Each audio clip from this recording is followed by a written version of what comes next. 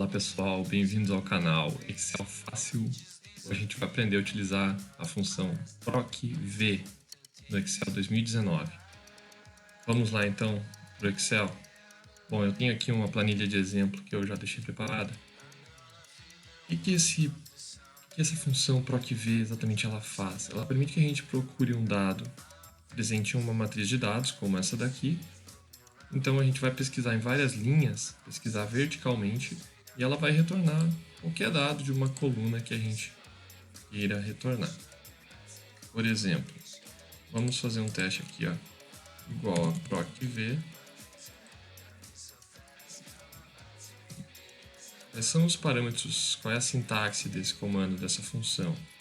Primeiramente a gente vai colocar o valor procurado, por exemplo, Lucas. Em seguida, a gente precisa dizer aonde procurar, qual é a matriz tabela, né? Onde estão os nossos dados? Nós vamos selecionar essa matriz tabela onde estão todos os dados. E por último, nós vamos informar qual é o número do índice da coluna que nós desejamos retornar. Ou seja, se a gente informar 1 aqui, nós vamos retornar a primeira coluna. A primeira coluna, quando ele vai procurar verticalmente, né, todos os nomes, a hora que ele encontrar o Lucas, ele vai retornar a primeira coluna, que é o próprio nome. Então, se a gente fizer isso, ele vai retornar Lucas. Mas, por exemplo, se a gente vier aqui e trocar esse valor por 2 pela segunda coluna, ele vai retornar a data de nascimento do Lucas. Correto? Então, vamos testar esse comando aqui. Eu vou dar um Ctrl C. Na prática, a gente não utiliza a codificação do nome no próprio comando, né? O mais comum é a gente utilizar um campo, como por exemplo o B2.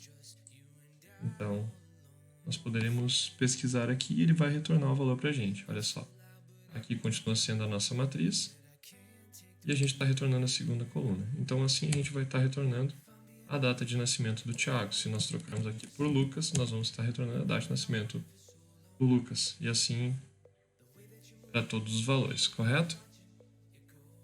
E tem uma observação importante aqui. Esses nomes aqui, a nossa lista, ela precisa estar classificada em ordem alfabética, correto? Então, por exemplo, se nós vemos em dados e ela estivesse classificada assim, ó, esse comando vai apresentar um erro, tá? Ele tem que estar classificado de A até Z para que ele possa funcionar corretamente. Bom, e se nós tivermos mais dados aqui, por exemplo, nós poderíamos ter um campo chamado idade. Vamos criar esse campo rapidamente. Podemos utilizar o comando hoje menos a data de nascimento. Então nós vamos ter a idade.